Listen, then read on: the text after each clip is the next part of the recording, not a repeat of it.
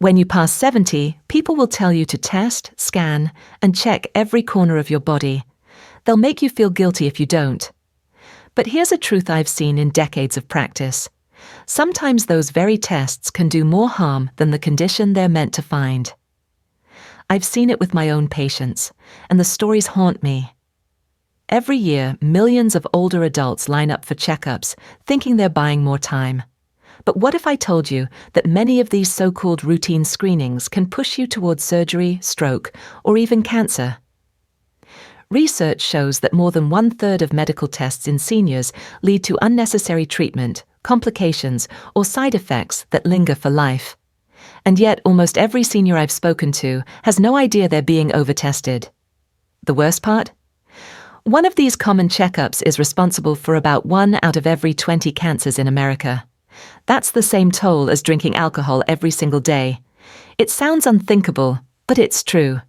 Buried in studies you'll never see on a billboard and rarely explained in the exam room.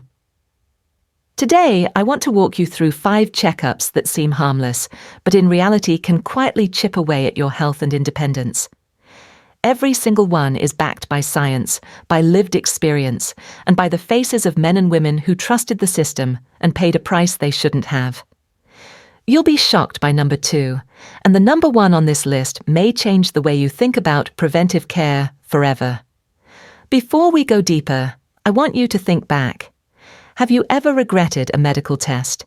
A procedure that left you weaker instead of stronger?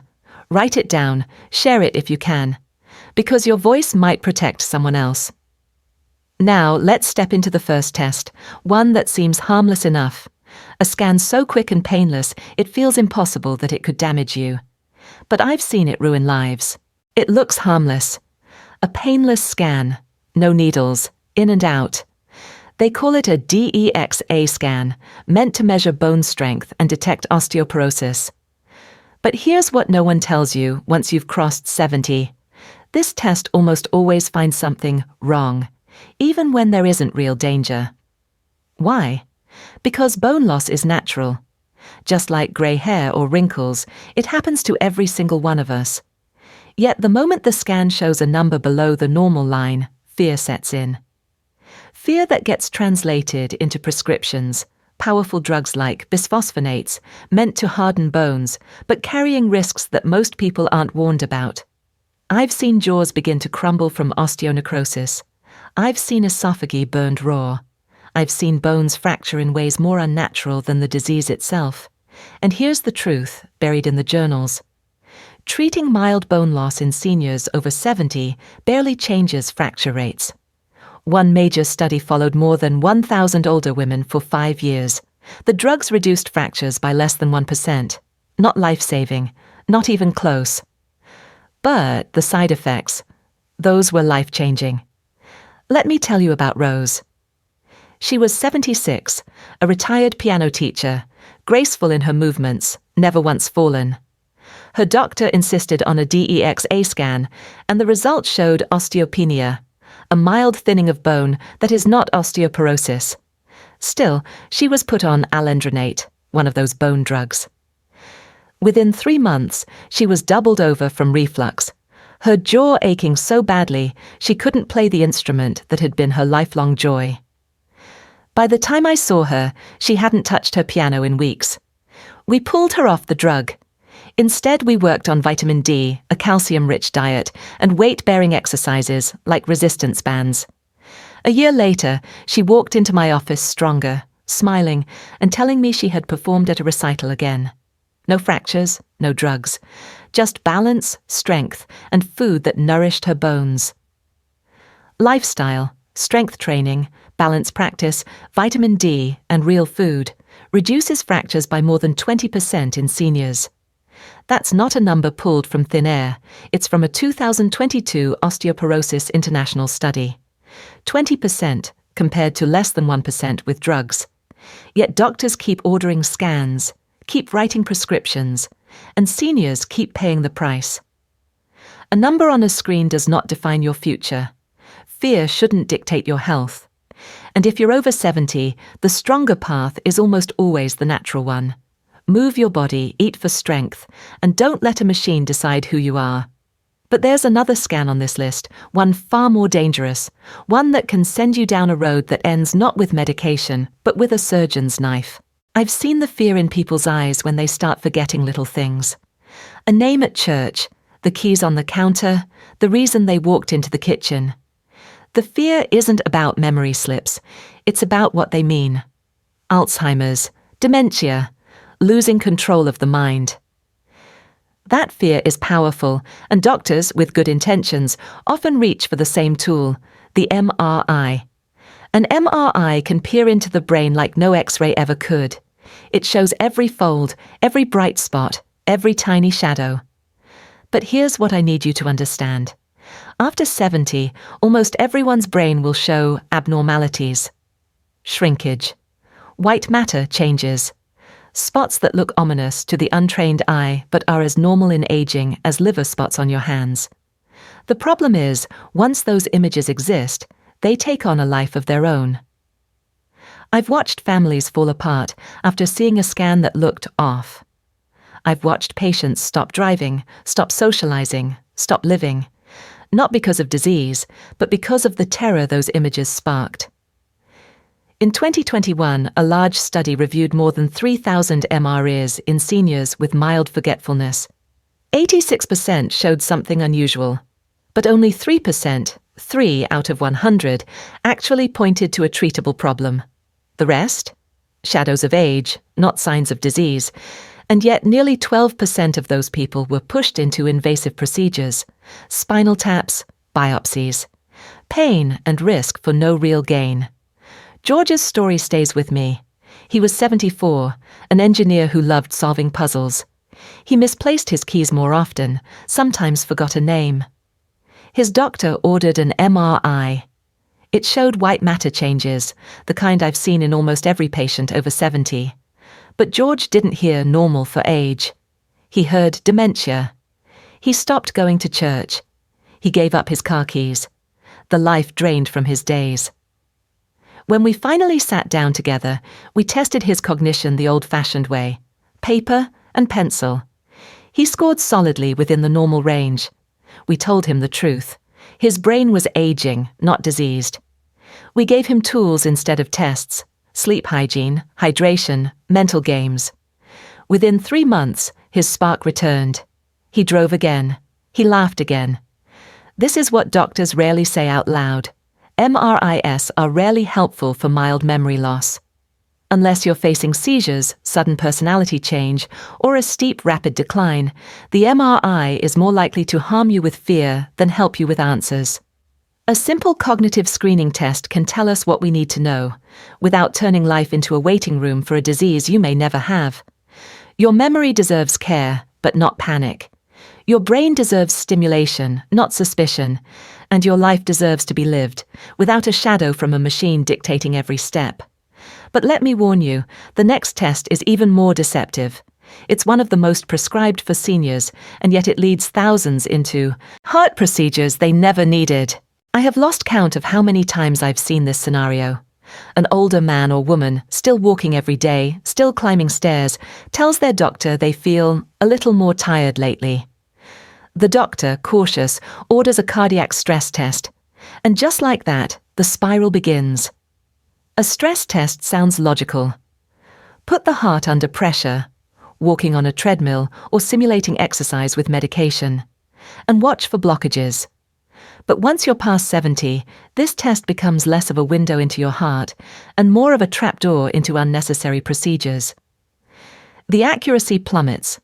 The false positive rate, the test saying something is wrong when nothing is, can climb as high as 40%. And here's the devastating part. A false positive almost never ends with the test. It sends you to the cath lab. It leads to angiograms, stents, sometimes even open heart surgery. Each step with its own risks. Bleeding, kidney damage from contrast dyes, dangerous reactions to anesthesia. And at the end of it, many patients don't live longer. They don't live better. They just carry scars from a disease they didn't actually have. In 2017, a major study showed more than half the stents placed after stress test referrals offered no real benefit. Half. Imagine the cost, the fear, the recovery, all for procedures that didn't change survival or quality of life. I'll never forget Raymond, a 75-year-old retired postman. He walked every day, proud of keeping up with his routine. He admitted to his doctor that he felt winded walking uphill. His stress test came back uncertain. That uncertainty sent him straight into a catheterization. They found a mild narrowing, barely worth mentioning, but a stent was placed anyway. That night he had a reaction to the contrast dye. His kidneys faltered. He spent 6 days in the hospital, weak and frightened. Weeks of recovery followed. And the fatigue?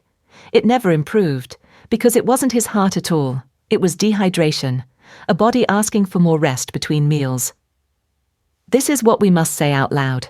If you're over 70 and you don't have chest pain during activity, shortness of breath that limits you, or dramatic drops in energy with light exercise, a stress test is far more likely to hurt you than save you. There are safer options.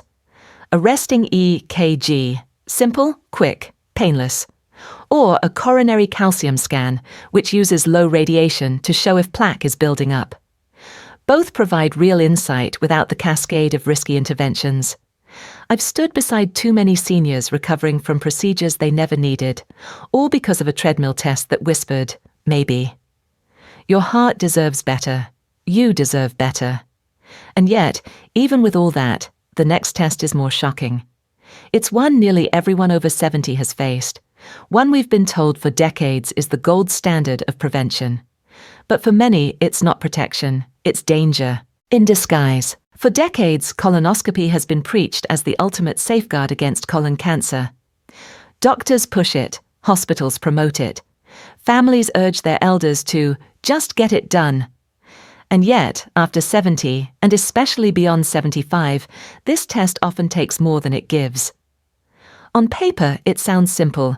Cleanse the bowels, slip in a camera, look for growths. But in real life, the preparation alone can wreck an older body. Strong laxatives strip the body of fluid, leaving seniors dizzy, dehydrated, sometimes with kidney damage. Then comes sedation, which carries its own silent threats, confusion, delirium, and memory problems that can linger for months. And the procedure itself? It can tear, it can bleed, it can disturb the rhythm of the heart. One massive study, following more than 1 million older adults on Medicare, showed the brutal math. Out of 1,000 colonoscopies in people over 75, only 2 lives were saved. But 20 people suffered serious complications. That's a 10-to-1 trade-off, risk winning over benefit. And here's the harder truth. Many of the polyps removed in seniors are so slow-growing that they never would have caused harm in the first place. But the removal, the cutting, the stress on the body, those leave scars. Dana's story is etched into my memory. 73 years old, a grandmother who ran a small bakery with her daughter. No symptoms, no blood in the stool, no family history. She'd already had 2 clean colonoscopies in her past. Still, her young doctor insisted. The scope found a tiny polyp, removed it, and sent her home. That night, she collapsed with searing abdominal pain. A bowel perforation. 9 days in the hospital. 10 pounds lost. Her energy never the same again. For what? For nothing she needed. The US Preventive Services Task Force now advises routine colonoscopy should stop at 75. For most seniors, it's simply not worth it. And for those still in excellent health, there are safer choices. The FIT test, for example, a stool test done at home, no prep, no sedation, no risk of tearing. It catches most concerning cases and lets you avoid the ordeal of scopes and sedation. This is what I tell every patient. If you've lived to 70 with clean colonoscopies, you've already beaten the odds. You've earned the right to live without tubes and scopes dictating your days. But now we arrive at the most dangerous test of all. A test that's marketed as cutting-edge prevention, but may silently cause as many cancers as it claims to prevent. This is number 1, and the one that scares me the most. They call it executive medicine, a high-tech, all-in-one test that promises peace of mind. You lie on a table, the machine circles your body, and within minutes you're told, "We've scanned every inch of you." Clinics market it as modern magic, catching cancer before it spreads, catching disease before it starts. But here's the haunting truth. For seniors, especially over 70, these scans are not protection. They're a doorway into danger. Each full-body CT scan blasts you with radiation equal to hundreds of chest X-rays. Do it once, maybe you'll be fine. Do it annually, as many clinics push, and the risks compound. In fact, recent modeling studies show that these scans may now account for as many as 1 in 20 cancers in the United States. Think about that. A test designed to prevent disease is quietly causing disease on the same scale as daily drinking. And it's not just the radiation, it's what the scans reveal. Little nodules, harmless cysts, specks of calcification, all perfectly normal with age, all part of the natural wear and tear of living past 70. But once those shadows are seen, the alarm bells go off. Doctors feel compelled to chase them. More scans, biopsies, surgeries, each step carrying risks far greater than the problem itself. I think often of Marcus, an 80-year-old martial arts instructor who joined a private elite senior checkup package. He felt strong, vibrant, proud of his independence. His scan found a tiny nodule in his lung, no bigger than a grain of rice. That finding led to a PET scan, then a needle biopsy.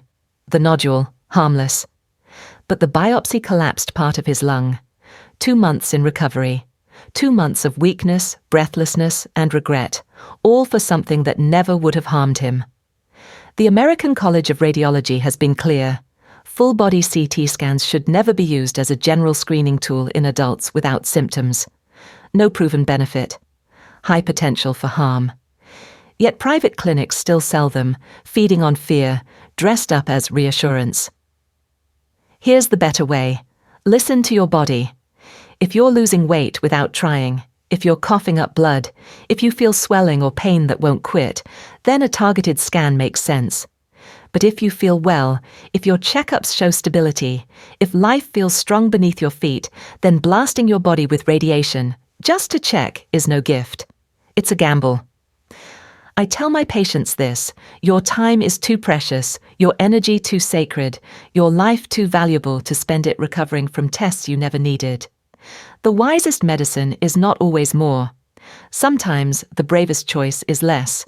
So there you have it, 5 checkups that can do more harm than healing once you cross 70. Bone scans that create fear. Brain MR is that magnifies shadows. Stress tests that lead to needless stents. Colonoscopies that wound more than they save. And full-body CT scans that quietly plant the very cancers they claim to prevent. Modern medicine is powerful, but it is not perfect. Every test should carry a question. What happens next if this shows something?